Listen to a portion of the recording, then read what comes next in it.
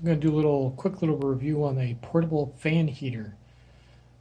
This is I guess you would call it ceramic. Back in the day, they used to really push them as being ceramic heaters and being energy efficient, which they are, sort of.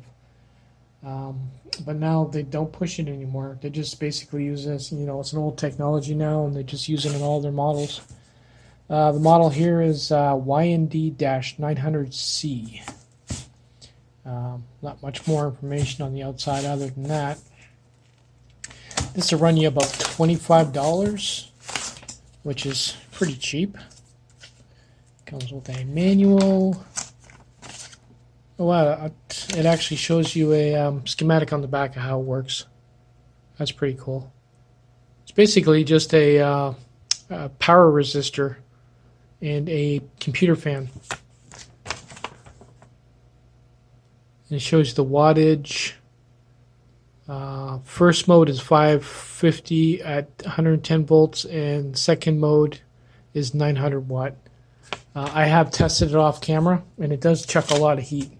It will heat up a room or a small apartment. It doesn't have any type of thermostat or anything on it, which is kind of a bummer. Give me a minute.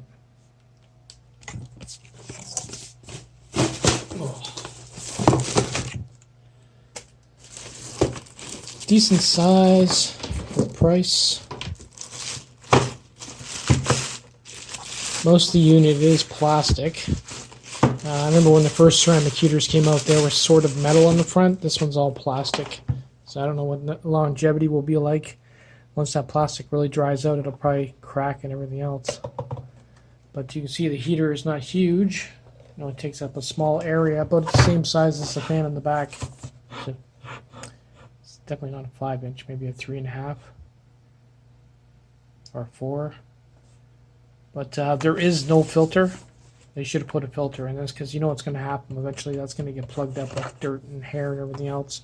There's your 2-speed, well, not 2-speed, but 2 settings. I played around with that. I could not tell the difference between the two. It is what it is. It does have a switch on the bottom, which is kind of clunky. Personally, to me, it feels like eventually it's going to break and stick. And if that sticks, then if it tips over, it will, it could burn something. So it's kind of clunky.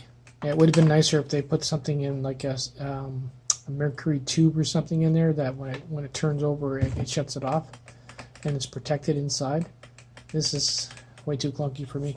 I did find when it ran for 20 minutes, the cord is the bare minimum. It does get a little bit warm. I wouldn't say hot, dangerously hot or anything like that, but you don't want your cord to get warm either. It does get warm.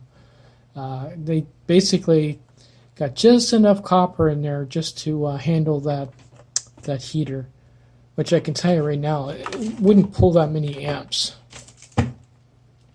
It's ceramic, but you know what? It does work pretty good. You can direct it like that. If you need a setup where you have to adjust the heat, and this is keep it at a certain level, you can put another device on it that will turn this off once it satisfies. But for $25, it's not bad. I mean, I've had it on. I had it in this apartment on for 10 minutes because the heat's off, and within 10 to 20 minutes, it started warming it up. So it does what it says it does. It's not bad.